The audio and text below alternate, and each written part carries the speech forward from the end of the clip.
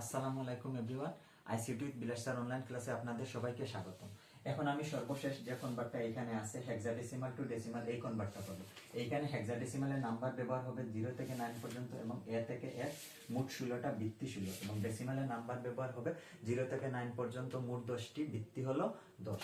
তার আগে আমি এখানে লিখে নিই এ সমান 10, বি সমান 11, সি সমান 12, ডি সমান 13, ই সমান 14, এফ সমান 50। আমার এই বেসিক অংশটুকু মনে রাখা লাগবে। তাইলে আমরা এখন একটা হেক্সাডেসিমাল নাম্বার লিখি, AF9 হেক্সাডেসিমাল, টু কনভার্ট হবে নাম্বারটা ডেসিমালে। যেহেতু এটা পূর্ণ সংখ্যা, মধ্যে কোনো ভগ্নাংশ বা দশমিক নাই, সো আমরা একই নিয়ম অবলম্বন করব। প্রথমে হেক্সাডেসিমাল নাম্বারটি আমরা লিখব।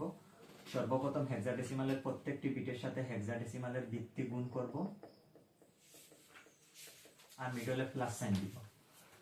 তাইলে এখন দেখো, এইটা যেহেতু পূর্ণ সংখ্যা, আমরা একদম ডান পাশে চলে যাব, বৃত্তির উপরে পাওয়ার বসানো শুরু করব। 0 1 2, এ সমান নরমাল ভ্যালু 10, 16 স্কয়ার, এখানে 16 হবে দুইটা 16 যদি আমরা ক্যালকুলেটর ইউজ করি তাহলে আসবে 256।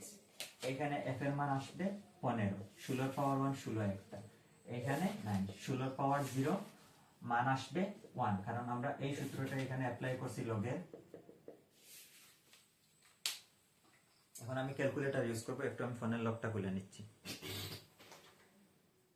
এটা আমি স্কিপ করব। সো এখানে যদি আমি 10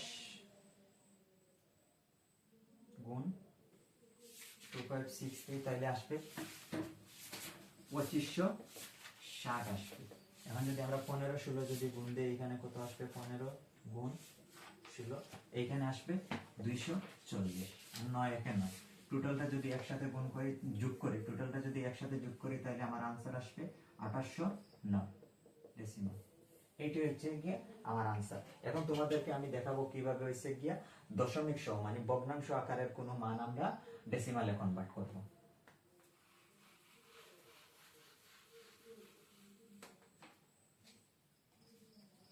আমি এখানে একটা নাম্বার লিখলাম DE.8B।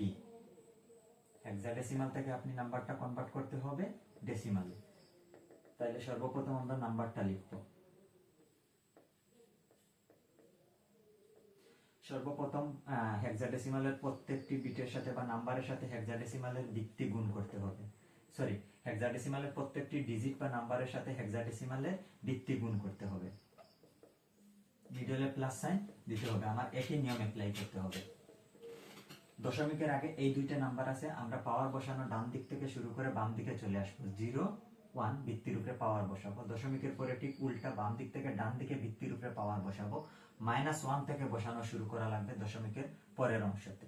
এখানে আমরা ডি সমান ভ্যালু পাচ্ছি 13, 16 এর পাওয়ার 1, 16 একটা বসবে। ই সমান হচ্ছে 14, 16 এর পাওয়ার 0, মান 1, প্লাস এখানে আমি আগের অঙ্কতেও আপনাদেরকে বলে আসছি যে ইনভার্সের হিসাবগুলো আমি আবারও এখানে বলতেছি।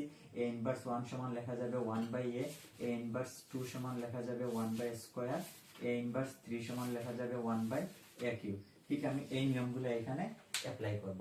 16 ইনভার্স 1 কে লিখবো আমরা 1/16 প্লাস d সমান 11, 16 ইনভার্স 2 কে লিখবো 1/16 স্কয়ার। এখন এখানে যদি আমি ক্যালকুলেটর ইউজ করি,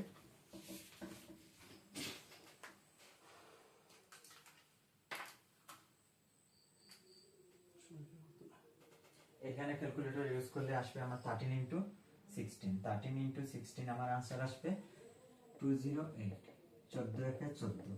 এখন এই 8 উপরে চলে যাবে, নিচে আসবে 16, এই 11 উপরে চলে যাবে, আর 16 স্কয়ার মানে 16 গুণ হিসাবে দুইবার আছে, দুইটা 16 গুণ করলে আসবে 256। এখন এই দুইটা গুণ করলে আমার এখানে আনসার আসবে। তো এখন আমরা 8/16 আসবে 0.5 আসবে। আর এখন 11/256 দিলে আসবে 0.0429। এখন আমরা টোটালটা একসাথে যোগ করব।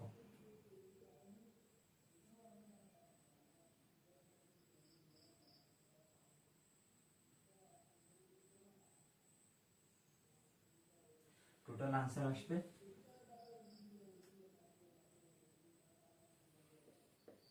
222.5 5429 ডেসিমাল।